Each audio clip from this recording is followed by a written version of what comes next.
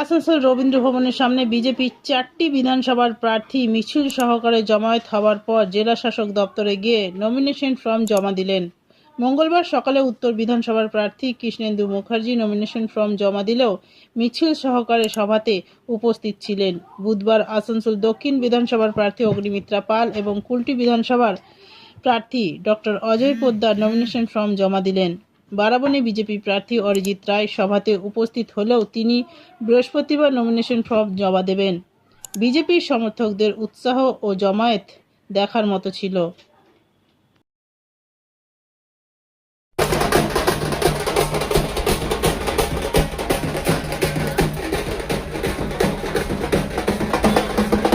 Green Asansol, clean Asansol. ওটা নির্বাচন কমিশনকে জিজ্ঞাসা করুন। আমরা আগেই বলেছি আমাদের ফর্ম 7-এর শুনানি না করে কোনো নির্বাচন করা যাবে না। মাঝপথে যদি নির্বাচন করতে শুরু করে আমরা সেটা মানব কেন? আমাদের যে ফর্ম বেআইনিভাবে পুলিশ স্ন্যাচ করেছে, যেটা তারা পারে না, এই কেন্দ্র থেকে আমাদের প্রার্থী অগ্নিমিত্রার কাছ থেকে যেভাবে পুলিশ ফর্ম ছিনিয়েছে, তার গাড়ির ভেতর থেকে ছিনতাই করেছে, তার হিসাব নিকাশ কে করবে? No SIR, no vote.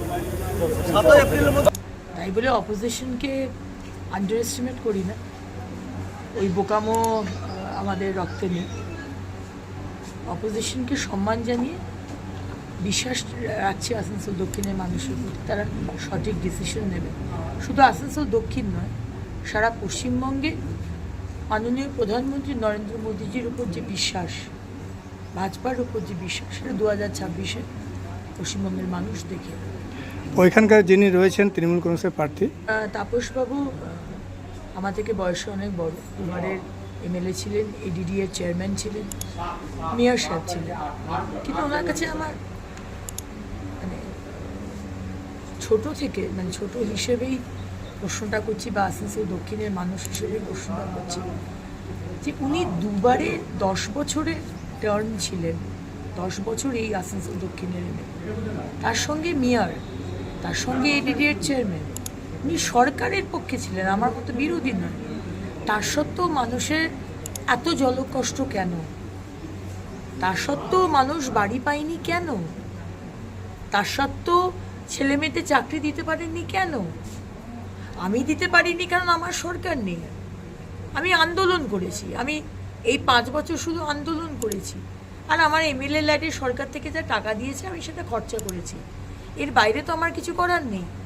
কিন্তু আপনি তো সরকারে ছিলেন, আপনি বাড়ি বাড়ি জলটা পৌঁছে দিলেন না কেন? যখন কোটি কোটি টাকা জল জীবন মিশনের মোদিজি দিলেন, বাড়ি দিতে পারলেন না কেন? এখনো মাটির বাড়িতে রয়েছে কেন? এখনো বাথরুম দিতে পারেননি কেন? আপনি 10 বছর ছিলেন, তার সাথে আপনি এডিডি এর চেয়ারম্যান।